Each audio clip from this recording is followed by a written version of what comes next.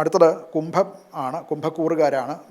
അവിട്ടത്തിൻ്റെ അവസാനത്തെ 2 പാദം, ചതയം പൂരൂരുട്ടാതി 1, 2, 3 പാദങ്ങൾ ചേർന്നതാണ് കുംഭക്കൂറ്. കുംഭക്കൂറുകാർക്ക് ശുക്രൻ 3-ൽ നിന്ന് 4-ലേക്ക് വരികയാണ്.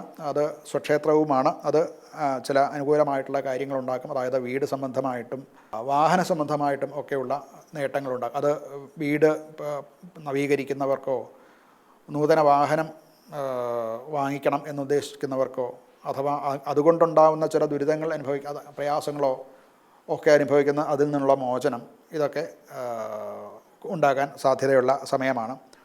അതുപോലെ തന്നെ കുടുംബപരമായിട്ടും അനുകൂലം തന്നെയാണ്. 4-ാം ഭാവത്തിലേക്ക് ശുക്രൻ വരുന്നതും, അത് ബലമുള്ള ശുക്രൻ, രാശിക്ക് അധിപൻ ശുക്രനാണ്.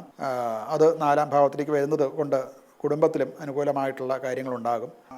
വീടുമായിട്ട് ബന്ധപ്പെട്ട എല്ലാ കാര്യങ്ങൾക്കും ഒരു പുതിയ തീരുമാനങ്ങളുണ്ടാകും. അത് അനുകൂലമായിട്ട് കുടുംബാംഗങ്ങൾക്കൊക്കെ തൻ്റെ അഭിപ്രായങ്ങൾ അവരംഗീകരിക്കുകയും എല്ലാവരും അംഗീകരിക്കുകയും അതിൽ കൂടെ ഉണ്ടാകുന്ന രമ്യത, സന്തോഷം ഒക്കെ അനുഭവിക്കാനുള്ള ഒരു സാഹചര്യവും കാണുന്നുണ്ട്.